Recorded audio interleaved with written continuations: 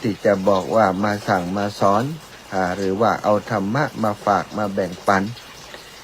เอาเป็นว่ามาสนทนามาอุจานำเรื่องราวที่เป็นสาระที่เป็นประโยชน์มาสนทนามาอุจามาแลกเปลี่ยนกันแลกเปลี่ยนโดยวิธีการตอนต้นชั่วโมงนี้จนไปถึงปลายชั่วโมงต้นชั่วโมงก็นับตั้งแต่เวลาเข้ารายการมาจนถึงประมาณเวลา18:45 นาทีประมาณนี้ก็จะเปิดสายเพื่อศรัทธาญาติโยมได้โทรมาช่วงหนึ่งแล้วจากนั้นก็จะพักผ่อนสัก 2-3 เพลงธรรมะสัก 2-3 เพลงแล้วก็จะมาพบปะกันในชั่วโมงหลังชั่วโมงหลังก็คือ 19 นาฬิกาถึง 20 นาฬิกาก็เช่นเดียวกันก็จะสนทนาธรรมเอาธรรมะเอาประเด็นต่างๆมาสนทนากันจนไปถึง 19:45 นาทีก็จะปั่นเวลาให้ศรัทธาญาติโยมได้โทรเข้ามาอีกครั้งหนึ่งแจ้งให้ศรัทธาทราบว่าอาตมาอยู่นอกสถานที่นอกพื้นที่บ่ได้อยู่ที่วัดเพราะฉะนั้นในการออกรายการจะเปิดเพลงจากในโน้ตบุ๊กก็เปิดบ่ได้เพราะบ่ได้เอาโน้ตบุ๊กมาตัวเท่าแต่ไลฟ์สดให้ศรัทธาญาติโยมได้ติดตามรับฟังเวลาไลฟ์สดโทรศัพท์อีกเครื่องหนึ่งใจไลฟ์สดอีกเครื่องหนึ่งใจในการเปิดเพลงเข้ารายการเพราะฉะนั้นเวลาที่อาตมาบอกว่าหมดเวลาสำหรับการโทรแล้วต่อไปจะเปิดเพลงศรัทธาก็ได้ยุดการโทรก่อนแล้วก็จนกว่าจะเปิดโทรใหม่เจริญปอนที่ไหนตั้งใดไทยจ้าฮะแม่ไทยนะกะบ้านแม่ไทยแห่งแม่ย่าปุ๋ยในบันทึกกำแต่3139แม่ปุ๋ยรับปุ๋ยเจ้าแนวลงหน้าเปิดเจ้าบุญรักษาเดี๋ยวอูก่อนก่อยโทรเนอะเจ้าอูก่อนศรัทธาห้ามเอาเป็นตัวอย่างหังโทรแต่จะลืมเรื่องติอูศรัทธาวันนี้ก็จะมาเรื่องเกี่ยวกับการเตรียมตัวเตรียมความพร้อมในด้านต่างๆเราเกิดมาเป็นมนุษย์เกิดมาเป็นคนวนเวียนอยู่กับการเกิดแก่เจ็บตายศรัทธาเจ็บป่วยป่วยไข้ซึ่งจะต้องเกิดกับหมู่เฮาทุกคนทุกท่าน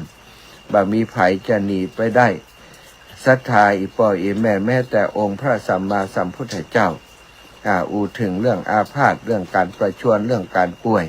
พระองค์ก็ป่วยบ่อยพระพุทธเจ้าของเฮานี่สมัยเมื่อพระองค์ยังประกาศศาสนาอยู่หลายครั้งหลายคราที่ถูกพยาธิต่างๆเบียดเบียนบอกว่าจะโรคกระเพาะก็ดีโรคของอาหารบ่ย่อยก็ดีสถานพระพุทธองค์เป็นเหมือนกันแต่ได้หมอดี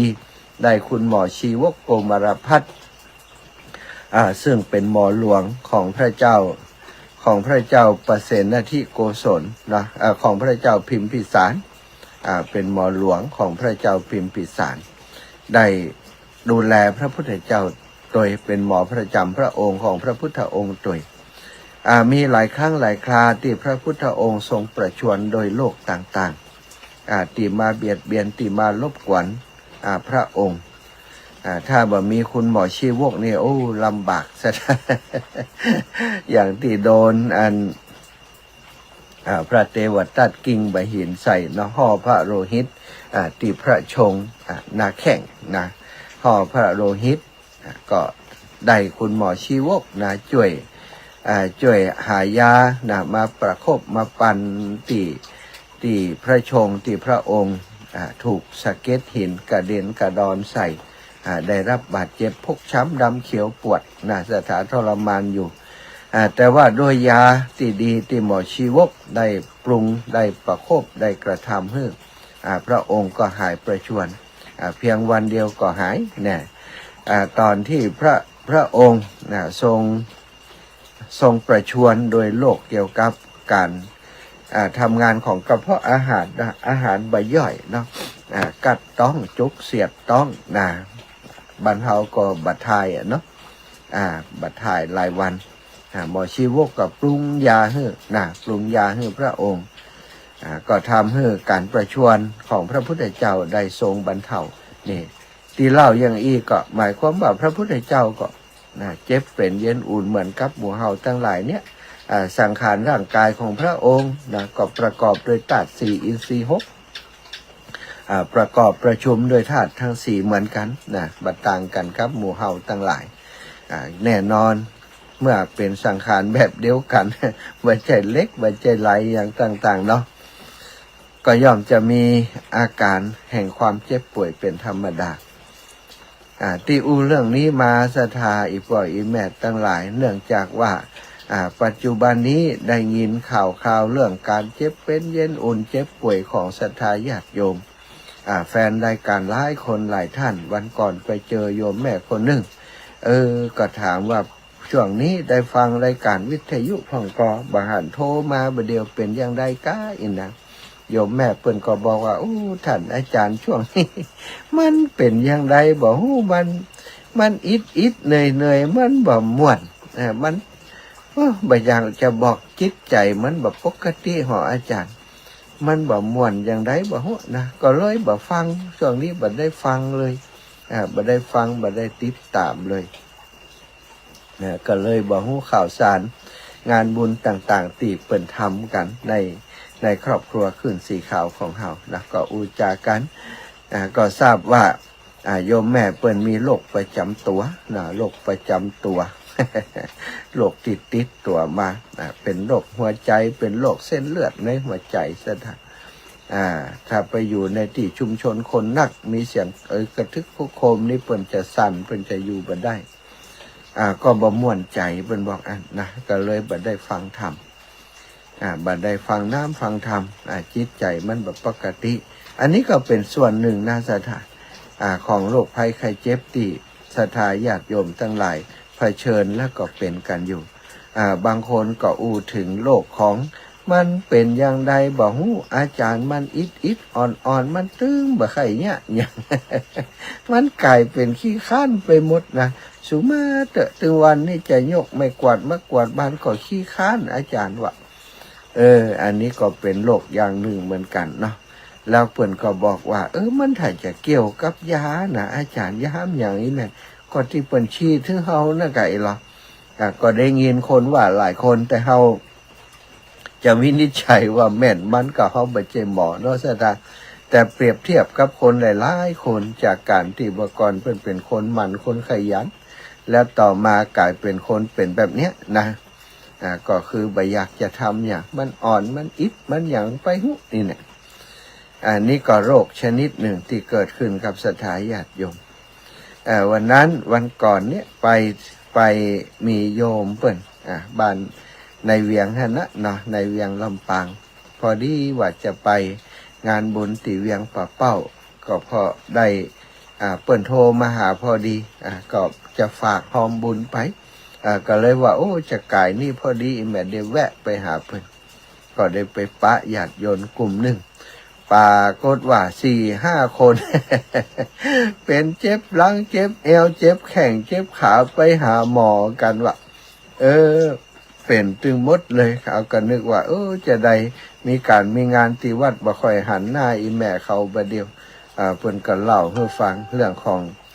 ความเจ็บป่วยป่วยไข้ของเปิ้นเจ็บหลังเจ็บเอวปวดเนื้อปวดตัวเข้าหาหมอไปหาหมออยู่ วันเว้นวัน2 วันไปหาหมอว่านะนี้นะศรัทธาญาติโยมทั้งหลายการเจ็บป่วยต่างๆของคนเฮาทั้งหลายนั้นมันก็มีสาเหตุนะทุกอย่างทุกการเจ็บป่วยบอกว่าเจ็บป่วยด้วยโรคอะไรอย่างล้วนแต่มีสาเหตุทางนั้นนะล้วนจะมีสาเหตุของการเจ็บป่วยทางนั้นก็สาเหตุลักๆนะลักๆที่ทำให้คนเฮาเจ็บป่วยหนึ่งมันก็เป็นความเสื่อมนะความเสื่อมของสังขารความเสื่อมของสังขารเมื่ออายุนักนะ เมื่ออายุนักการเจ็บป่วย ปวดแข้งปวดขาเจ็บหลังเจ็บเอวนี้มันก็จะเป็นปกติของคนที่อายุนักแล้วบางคนอายุนักแล้วแต่ว่าทำงานนักเหมือนเดิมเนี่ยคนเฒ่าคนแก่บางคนโอ้ยแม่เจ็บหลังเจ็บเอวปวดแข้งปวดขาอาจารย์มันเป็นยังไงแม่ไปอย่างมาเจ็บก็ไปเอายาน้อยเดียวมันได้วะ ไปเอายาน้อยเดียวมันได้นะความจริงคนเฒ่าคนแก่เวลาเอายาเนี่ยเราเพิ่นจะนั่งกล่อมเนาะเจ้าค่ะบางคนบันนั่งกล่อมนะบางคนบันนั่งกล่อมอัน หนังเจาะเคาะเนี่ยไปลกยาถอนยานะต่อมกล่อมไปมันก็แข่งขามันบันไดนั่งดีสถามันก็ทำให้แข่งขามันก็ปวดแข่งปวดขากลมลกยาถอนยามันก็เจ็บหลังเจ็บเอวตอนที่ดึงหญ้าตอนที่ถอนหญ้าบางอันมันก็ออกยากต้องใช้กำลังแล้วก็กำลังแขนของคนเฒ่าคนแก่มันอ่อนแรงไปแล้วเนาะแล้วก็ใช้การดึงหญ้าน้อยเดียวเนี่ยเก่งไปถึงหลังถึงเอวก็ทำให้เจ็บหลังเจ็บเอวนี่ได้เล่าเรื่องนี้ให้ฟังก็มีคนใกล้ตัว คนหนึ่งอายุได้84 ปีแล้วเนาะก็หุ้มแต่นะครับเอายาเปิ้นนี่นะเปิ้นก็ให้เหตุผลว่าถ้าบ่เอามันก็อุกล่ะความจริงก็อุกก็ปล่อยมันอุกเดี๋ยวเขาตึงจัดการเดี๋ยวเขาตึงตัดตึงยะนะมันตึมยังใจล่ะตัดมันก็งามอย่างเฮาลกเฮาถอนกันแล้วพอไปลกไปถอนแล้วตัวเจ็บหลังเจ็บเอวจะว่าจะได้กันหน้ากะเนี่ยยังไงดีฮะเอายาอย่างมากิน ไปกึดถึงยาพวกน่ะบ่ได้กึดถึงการป้องกันตัวถ้าเฮานึกถึงการป้องกันตัวเฮาก็ต้องทำงานที่มันเหมาะสมจะไปฮื้อถูกเหมาะสมในที่นี้ก็คือบ่ต้องบ่เกินกำลังของเฮาเนาะเอาอายุนักแล้วถ้าทำเกินกำลังมันก็แน่นอนละเนาะไอ้อย่างที่เกินกำลังแบบแบกน้ำหนักเกินเนี่ยสถานมันก็มีผลต่อกระดูกกระเดี่ยวต่อเส้นเอ็นของเฮาแล้วก็นั่งบัดถูกสุขลักษณะ นั่งถ้าเฮานั่งเหมาะพอดีนะนั่งมีกล่อมมีอย่างที่สูงบอกพอประมาณถ้าจะเอาเนี่ยเอาอย่างมันก็ยังบรรเทากว่าการที่บะมีกล่อมบะมีอย่างนั่งแทบไปเนี่ยไปแล้วก็อุปกรณ์ในการทำงานก็ควรจะมีอุปกรณ์ในการช่วยดึงช่วยได้ย่าเนี่ยควรจะมีไม่ใช่ว่าไปออกแรงเต็มที่แล้วก็กำลังก็มีบันนักพอออกแรงมันก็ใจสัดส่วนของร่างกายทุกส่วนมาเหนี่ยวมาลังมาดึงมาดันนั้นก็ทำให้เป็นเจ็บป่วยขึ้นมาเวลาเจ็บป่วยขึ้นมาสถานมันก็เดือดร้อน ถ้าเป็นคนเฒ่าคนแก่ก็เดือดร้อนคนที่ดูแลเดือดร้อนลูกเดือดร้อนหลานเอาย่ากะเอาย่านี่ถ้าจ้างเขามาเอานี่วัน300อย่างมากเนาะสถานวันละ300สะอาดเรียบร้อยกว่าเฮาเนี่ยเยอะแต่ว่าเนี่ยคนเดียวขี้จิเสียดาย เสียดายสตังค์เนี่ยคนเดียวประหยัดเอา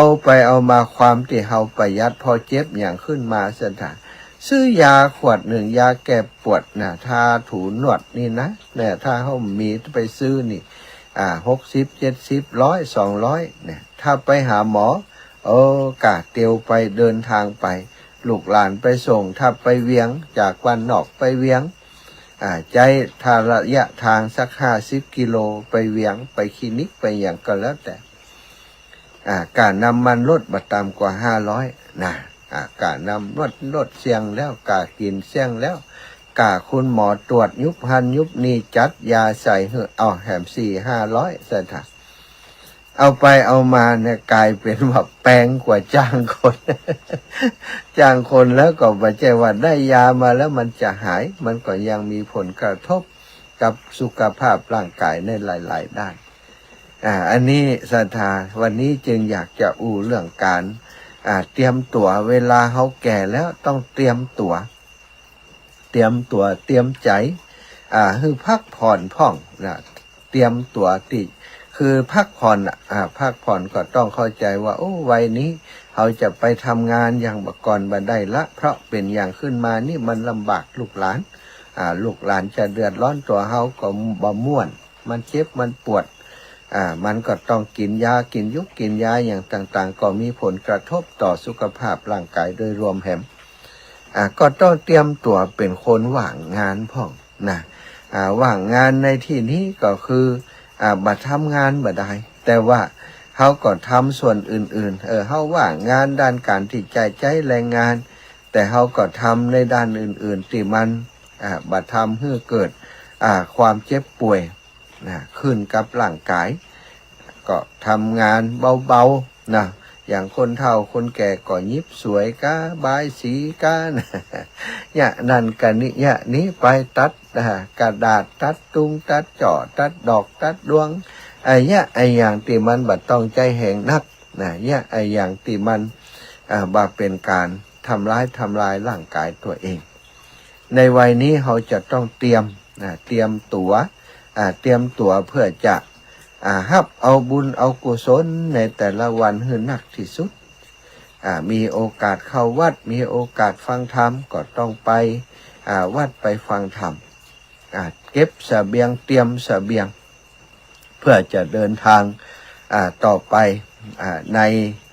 หนทางที่ไกลกันดารสถานเพิ่นบอกว่าการเดินทางการใช้ชีวิตของมนุษย์คนเฮานี่วัฏสงสารนี่มันไกลแล้วก็กันดารไกลเนี่ยไกลชนิดที่ว่าคือมันนับเป็นนับเป็นภพเป็นชาตินับเป็นกิโลบัดใดมันไกลมากๆนะแล้วมันก็กันดารตัวสถานคนที่จะเปิ้นจะเดินทางไกลคนที่เปิ้นจะเดินทางกันดารเปิ้นเตรียมตัวสถานเตรียมตัวเพื่อจะเดินทางเสื้อผ้าเนี่ยที่จะเดินทางน้ำท่าอาหารเข้าน้ำอาหารก็ต้องเตรียมยารักษาโรคก็ต้องเตรียมอย่างเราจะเดินทางไปต่างประเทศนี่สถาน จะเดินทางไปต่างประเทศเนาะ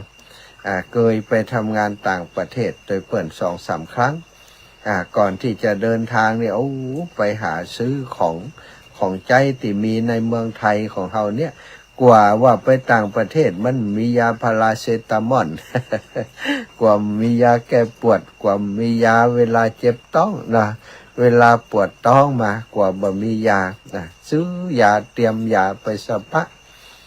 ยาที่จะหาซื้อได้ในประเทศไทยนี่เอาไปตัว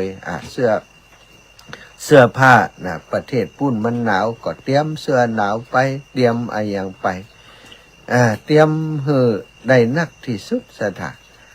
เพื่อจะบ่ต้องไปตั้งหน้าถ้ำบ่มีเนี่ยมันจะลำบากถ้ามันมีก็ดีแต่ถ้ามันบ่มีก็ลำบากที่ไหนได้ไปต่างประเทศมันก็มีเซเว่นเก่า มีหันหมดเนาะเซเว่นก็มีต่างประเทศนี่ก็เลย บางครั้งบางทีแต่ว่าเตรียมตัวไว้เป็นสิ่งที่ดีในการเตรียมตัวอันนี้ขนาดการเดินทางแค่นี้นะแต่สำหรับการเดินทางไกลกันดารอย่างที่ว่าสมมุติว่าเราจะเดินทางข้ามน้ำข้ามทะเลไปนั่นไปนี่นะเอาง่ายๆว่าเดินทางจากภาคเหนือไปภาคใต้เนี่ยสถานสมมุติว่ามันบ่มีรถบ่มีลาบ่มีหยังเลยบ่มีเครื่องบินเครื่องเบินการคมนาคมเป็นยุคการเดินเท้าอีพ่ออีแม่ลองคิดพอถ้าจะเดินทางไกลขนาดนี้แล้วมันก็กันดารเหี่ยข้ามห้วยข้ามห้องข้ามป่าข้ามเขาไปเขาจะต้องเตรียมอย่างพ่องเนาะเตรียมยุกยาอย่างตีว่าเครื่องนุ่งห่มยารักษาโรคอาหารเครื่องนุ่งห่มยารักษาโรคที่อยู่อาศัยที่มุงที่บังเวลาค่ำเวลาคืนที่จะนอนต้องเตรียมให้พร้อมถ้าคนใดเตรียมพร้อมเตรียมได้นักเตรียมเข้าของอย่างรอบครอบดูว่ามันจำเป็นจะต้องเตรียมหูว่าการเดินทางข้างนี้มันไกลบ่ฮู้ว่าปัญหาข้างหน้าจะมีอย่างพ่อนี่เตรียมเกิบเตรียมเกียก เตรียมยาเตรียมเสื้อผ้าเตรียม เครื่องกันร้อนกันหนาวเนี่ยสถานอาหารเตรียมให้พร้อมเมื่อพร้อมแล้วออกเดินทางคนที่เตรียมพร้อมทุกอย่างออกเดินทางจะออกเดินทางด้วยความมั่นใจปัญหาอุปสรรคอะไรอย่างจะเกิดขึ้นตั้งหน้าเตรียมไว้แล้วเนี่ยน้ำกาไปหิวน้ำกระหายน้ำบ่มีน้ำกิน ก็ได้เตรียมน้ำไปเพียงพอสำหรับตัวเองแล้วใส่กระติกใส่น้ำขอกใส่กระบอกไปใส่ขวดน้ำไปเพียงพอที่จะดื่มนะก็ออกเดินทางไปโอ้เจ็บป่วยหม่วยไข้ฝนตกอากาศเย็นอากาศหนาวเป็นไข้หวัดเนี่ยมียาจกพอย่ำโอ้มียาอยู่กินยาโอ้เดินทางไปกินอาหารพิษสำแดงท้องเสียเนี่ยอย่างไรหมอก็มีอยู่กลางแพะกลางปลาโจกไปในโถงปะใส่ยาโรคกระเพาะปะใส่น้ำเกลือปะใส่อะไรอย่างที่เป็นยารักษาสิ่งนั้นได้กินยาได้บริโภคยานั้นก็ทำให้สุขภาพกลับมาเป็นปกติดีขึ้นโอ้ไปเจออากาศหนาวห่มผ้าตุ้มผ้าป้องกันไปปะใส่สัตว์ร้ายต่างๆก็มีเครื่องป้องกันเป็นที่เรียบร้อยสถานซึ่งถ้าคนที่เตรียมความพร้อมอย่างนี้เมื่อมีปัญหาเกิดขึ้นมันก็สบายเอาต่อรอดได้ในปัญหานั้นๆตรงกันข้ามถ้าเดินทางอย่างเดียวกันแต่คิดว่าไปตั้งหน้ามันตึงมีแน่เดี๋ยวก็ไปปะร้านค้าไปกับไปปะหมู่บ้านมันตึงมีเปิ่นตึงขายน้ำก็ดีข้าวก็ดีอาหารทุกอย่างยารักษาโรคแม้กระทั่งเครื่องนุ่งห่มก็มีเปลือตั้งหน้าแต่ว่าเดินทางไปเข้าแพร่เข้าป่ามันจะเอาเซเว่นที่ไหนมา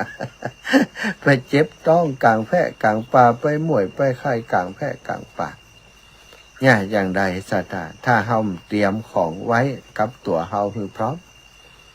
ก็เดือดร้อนเดือดร้อนได้รับความทุกข์ประสบความทุกข์บางคนเอาชีวิตบัดรอดตายในระหว่างการเดินทางไปนี่ถ้าเฮาบัดเตรียมตัวก็จะลำบากแบบนี้สถาน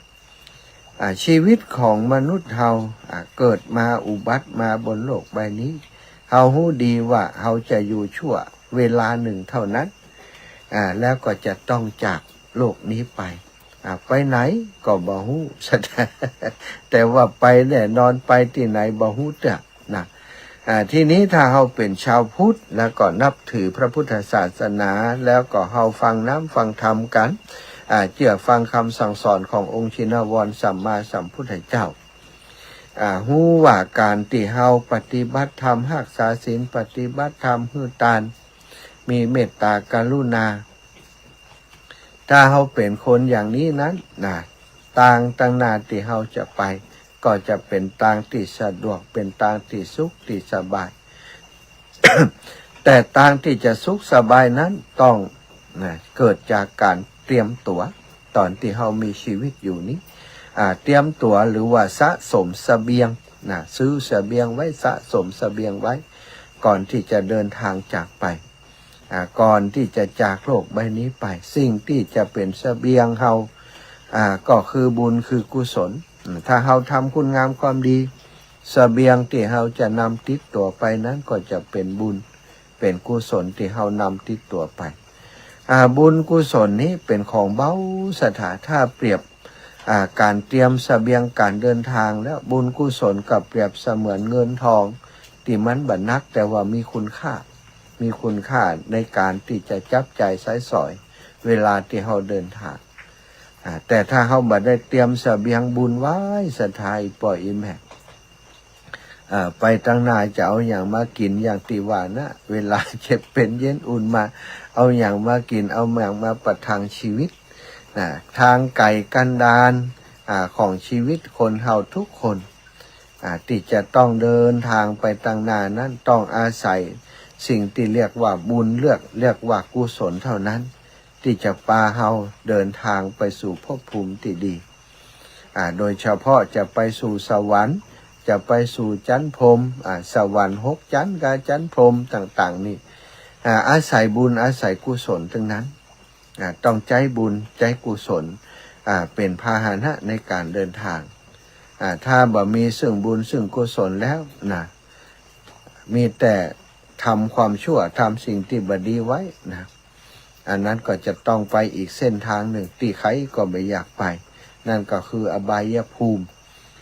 ภูมิที่มันเป็นอบายภูมิที่ต่ำทุกขติภูมิมันมีสุขติภูมิกับทุกขติภูมิทุกขติภูมิเนี่ยภูมิที่ลำบากไปแล้วถูกทรมานถูกจองจำถูกบุบตีถูกข้ามขาลาวีใครจะอยากไปสถานนะแต่คนส่วนใหญ่อยากไปก็ตามไม่อยากไปก็ตามถ้าบัดทำความดีทำแต่ความชั่วก็ต้องไปไปในภพภูมิที่มันจะต้องลำบากอย่างนั้นอีปออีแม่ทั้งหลายภัยก็ตามถ้าถึงวันนี้วัยนี้เวลานี้ เฮายังบ่ได้เตรียมตั๋วบ่ได้เตรียมความพร้อมทางที่เฮาฮู้อยู่แล้วว่าเฮาจะต้องเดินทางวันหนึ่งเฮาจะต้องเดินทางจากโลกใบนี้ไปสู่โลกที่ไหนก็บ่ฮู้ซึ่งอยู่ที่บุญที่กุศลที่เฮาจะทำที่อยู่ในโลกใบนี้ถ้าเฮาทำบุญทำกุศลเป็นอย่างดีทำบุญทำกุศลอย่างต่อเนื่องเฮือตานรักษาศีลปฏิบัติดีปฏิบัติชอบอย่างต่อเนื่องแน่นอนสิ่งภพภูมิที่จะไปบ้านที่เขาจะไปอาศัยอยู่ไปหน้านั้นก็ย่อมจะเป็นบ้านย่อมจะเป็นเมืองที่มันน่ารื่นรมน่าสบาย ที่ภัยก็ปรารถนานั่นก็คือสุขติภูมิสุขติภูมิก็คือโลกสวรรค์นั่นเองนะสวรรค์เป็นที่อยู่ของคนมีบุญ คนมีบุญตั้งหลายก็ไปค่อนกันอยู่ที่สวรรค์แต่สวรรค์นี่ว่าง ในธรรมมันมหาวิบากก็ดี ทำอะไรโพดก็ดีสถานอย่างที่เปิ้นว่าในธรรมวิบากเนี่ยเนาะมนุษย์ล่มไตทำบุญมากหรือว่าทำบาปมีหลาย เป็นว่าถ้าทำบุญมากทำไมถึงคนที่ไปค่อนกับอยู่นรกถึงมีเยอะจังเลยและสวรรค์นี่ว่างโล่งลึกบ่มีคนไปอยู่นี่ยมพบาลยมพบาลพญามัจจุราชถามหันพระเถระพระมาลัยว่าคนลุ่มไตเพิ่นทำบุญมีมากหรือว่ากระทำบาปมีหลายพระเถระก็มจังว่ายังได้เทวดาอยมพบาลก็บอกว่าถ้าทำบุญหนักนี่ถ้าคนทำบุญหนักกว่าคนทำบาปไอ้อย่างในนรกมันถึงคนแออัดกันเหลือเกินใช่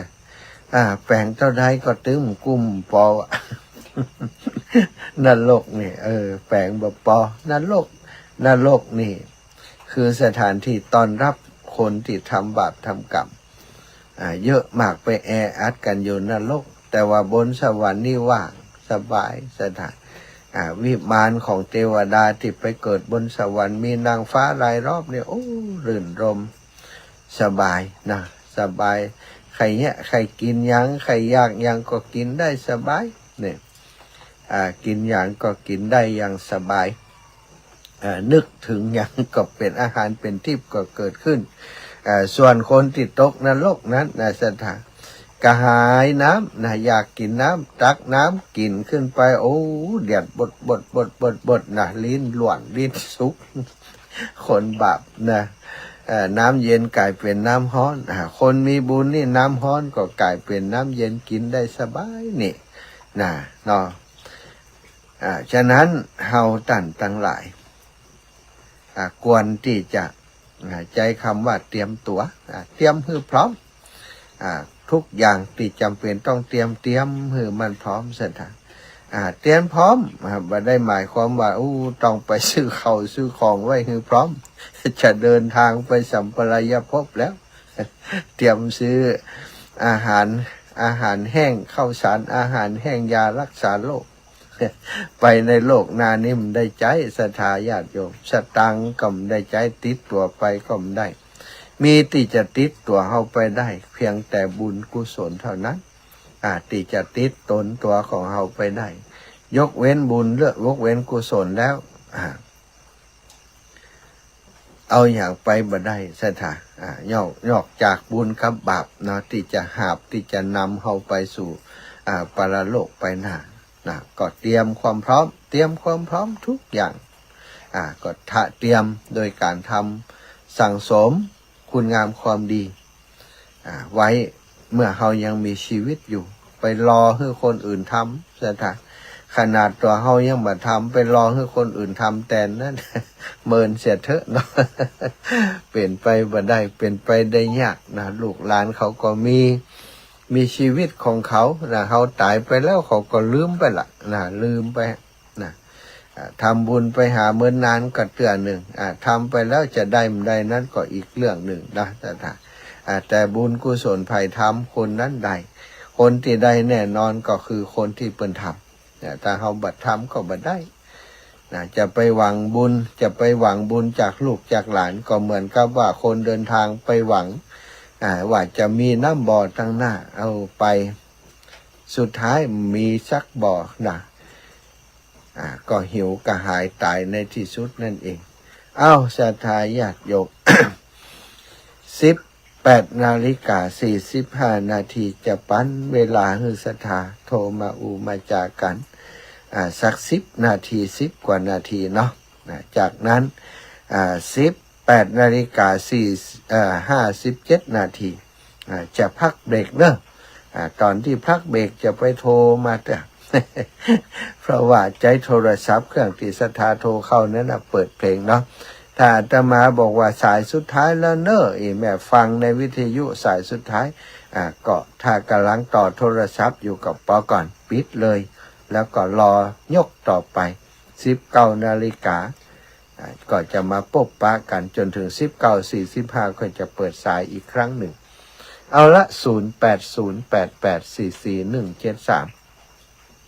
0808844173โทรมามาจากพี่น้องวังเหนือหันหลายคนเนี่ยเข้ามาชม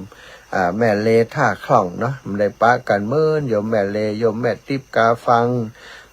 ทางเฟซบุ๊กแม่สีทรเปรมจิตสาธุแม่ฟังอยู่เนอะสาธุอาจารย์นะแม่ยายพรแต่เจ้าโทรมาอย่างมั่วยายพรเจริญพรราชการเจ้า3-4 โมงโทรมาอย่างไหนเจ้าเขาได้โทรไหนเนาะบัดโทรอย่างไรโทรจะไปดังยังจี้พิษกะเนี่ยมันจักอยู่ทำลุงยอมถ้าเกิดลุงยอมครับแล้วโทรมาหาเขาถ้าเกิดเจ๊เรื่องวันนี้แล้วไปทำได้นี่นะเจ้าอย่าไปลูกใช่ไหมเอาสาธุบุญละบุญรักษาหนาวเจริญพรแม่สุกแก้วกลับไว้สาเด้อท่านพระมหาเจ้าแม่สุกแก้วมันศิลพรนะเจ้าแม่ฟังอยู่เด้อคนเท่านี่มันตึงลึกลูกหลานแม่มันตึงบอกฟอง มันอยู่บ่ได้บอกเป็นไปเนี่ยทอนเนี่ยนี่ลูกหลานเพิ่นห้ามเพิ่นห่วงนะเนาะศิลพรกับนี้แหละฮะเขาเจ็บเขาเป็นถ้าเขาเจ็บเขาเป็นนะลูกหลานมาได้เนี่ยกันเนี่ยงานใช่แม่เป็นห่วงจ้าสาธุเตรียมพร้อมแล้วจิตใหญ่นะเจ้าสาธุห่วงสั่งแล้วเตรียมพร้อมแล้วสร้างแต่บุญกุศลอย่างเดียวเด้อเจ้าท่านพระมหาเจ้าบุญรักษาแม่จันวันนั้นโทรหาหับชกรรมเลยมันได้แวะหาน่ะวันที่ไปหนองยาวกันเจ้าแม่ไปประชุมอ่ะล่ะก็ไม่จะไปไม่จะไปหนองยาวแล้วเพิ่นประชุมกับ กับเงินนั้นน่ะนะกะ อ๋อเจ้าเจ้า เงินที่เขาโกงไปน่ะกะมัน อืม ต้องไปอ่ะ อืม แม่บ้านเงินแม่บ้านอ่ะเขาโกงไป70 กว่าล้าน โอ้ 72 ล้านคนน้อยเองอ่ะ โอ้ย โดนฟ้องกันนะแม่เสาก็มีอยู่ตะกี้ก็เอี่ยมหาแม่เสาก็ว่าวันนี้ข้าได้เลย เอ๊ะ ก็ใครก็ข้าได้มากัน อืม คูณมีไป2-3 ล้าน อืม เงินแม่บ้านอ่ะ เจ้าแม่ เดือดร้อนกันได้10 ปีไปแล้ว โอ้ย เจ้า อ่ะบุญฮักษาแม่เนอ เจ้าตะกี้ไปเอี่ยมหาแม่เสาเอาบะทั่วเอาปักปัง โอ้ แล้วก็เอาดอกดอกแก้ป่า ไปให้เปิ่นล่ะ เจ้าไปอยู่ อืม ถ้ามีเวลาวันนี้มันบ่ได้ยังอย่างวันเนี้ย เจ้าแม่ เจ้า สาธุนะเจ้า ภาษาเจ้าทันเจ้า แม่เฉลียวล่องนอดเจริญปอน พี่น้องเวียงป่าเป้า ฟังนี่เลยเจ้าเนอ ไปไหนมันได้กะ มันไปได้อยู่มันบอกห้องมันจะตอนหน้าหันเอาไปเจ้าไม่เคยเหรอ วันนั้นไปหนองยาวสะกำเนาะ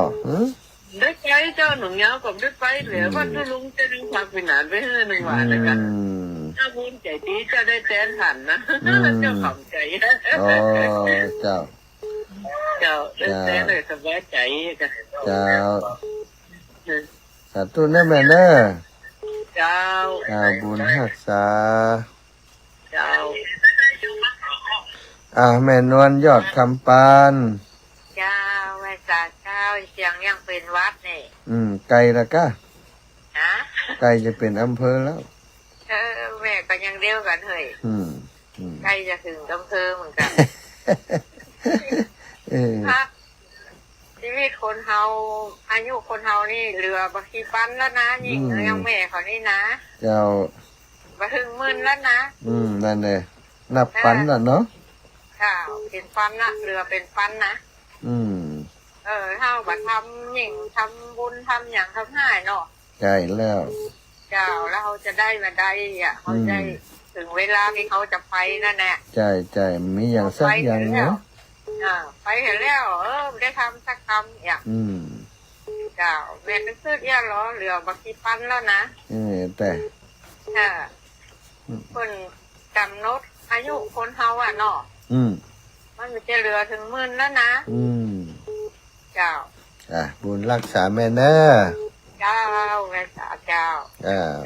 ไปขวางเปาก่อนเนอะแม่ลาอ่อนขวางเปาไปแซ่ลูกมาเฮ้ย เจ้า ฝนตกเย็นฝนเย็นวันค่ำคืนหุ้ม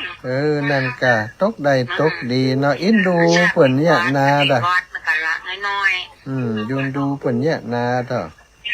รักษาสุขภาพเด้อเจ้าอาบน้ำเย็นมาน้ำร้อนน้ำอุ่นเจ้าได้ต้มแม่ไปขวางเปากับแม่ละอ่อนขวางเปา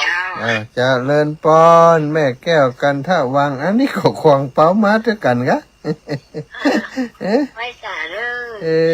มาด้วยกันนี่พี่น้องจอมตองมาฟังอยู่เด้อท่านเด้อคือตึงเหมือนกันละเด้อว่าสาเด้อเจ้าป่อย่าไม่นี่ละสบายดีกับป่อสบายดีดีแล้วสบายดีเนาะลูกก็สบายดีแล้วนะสบายดีอย่างยะแม่น่ะธรรมดาเนาะธรรมดา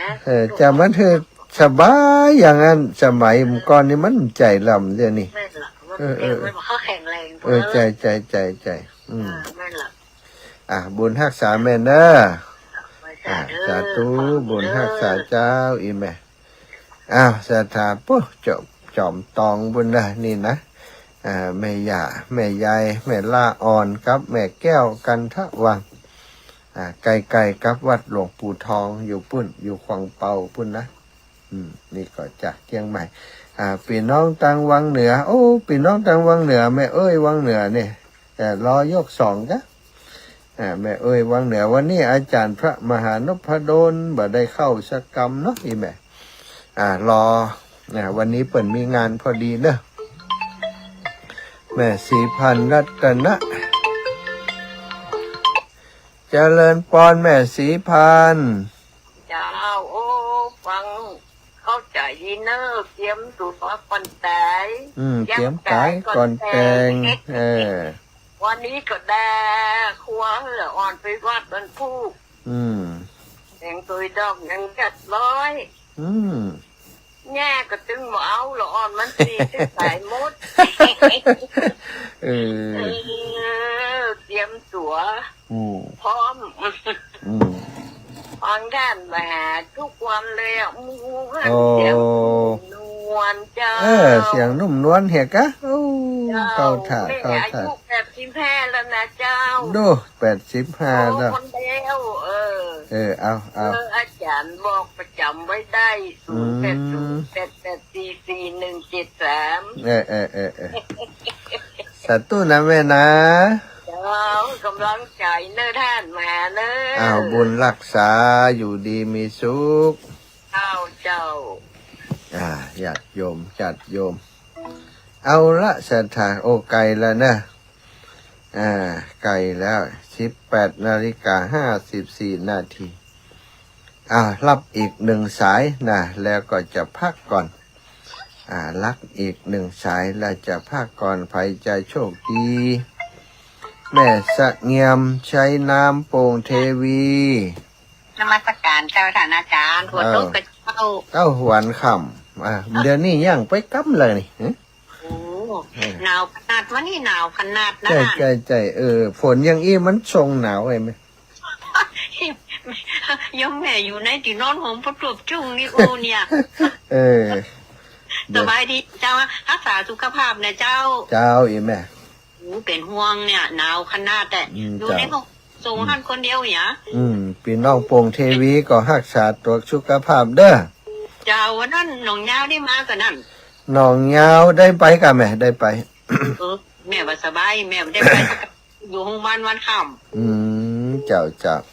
สัตว์ตุแม่นาบุญรักษาเน้อบุญรักษาเช่นกันเน้อ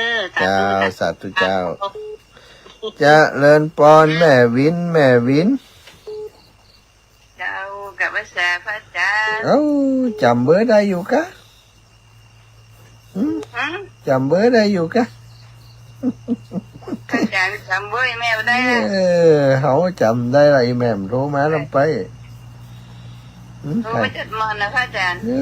จุหายเชฟหายเชฟหายสวยมาหายไปไหนอยู่เนี่ยแม่วินนาจะลาแม่พัดชัยเมืองชื่นอยู่ในใจนี่เนอะมันมาหายไปไหนอยู่ที่เก่าเลยพระอาจารย์อยู่ที่เก่าหันแหละพักละออกเลยยังเก็บไปขายแล้วนั่นว่าจะไปกินแกงสักวันเก็บไปขายเสร็จแล้วเก็บไปขายแล้วบุญรักษาแม่นะสาธุกับวิสาในพระอาจารย์หมดเวลาในช่วงนี้ก่อนศรัทธาพักเบรกก่อนเนอะพักเบรกก่อนสัก2 เพลงเนาะพักก่อนเนอะสายนี้จบแล้วพักก่อนนะไปโทรมาเดี๋ยวเจริญปอนเจ้าไปสาเจ้าลูกแม่ฟังอยู่เนอะฝนตกวันขำแม่ไปไหนนี่เจ้าอยู่ในบ้านเนี่ยหนาวหนาวอากาศเย็นแล้วเนาะเจ้าลูกก็รักษาสุขภาพเนอะแม่สาธุพักเสียงพักสายก่อนเนอะเดี๋ยวก็เจอกันในชั่วโมงต่อไป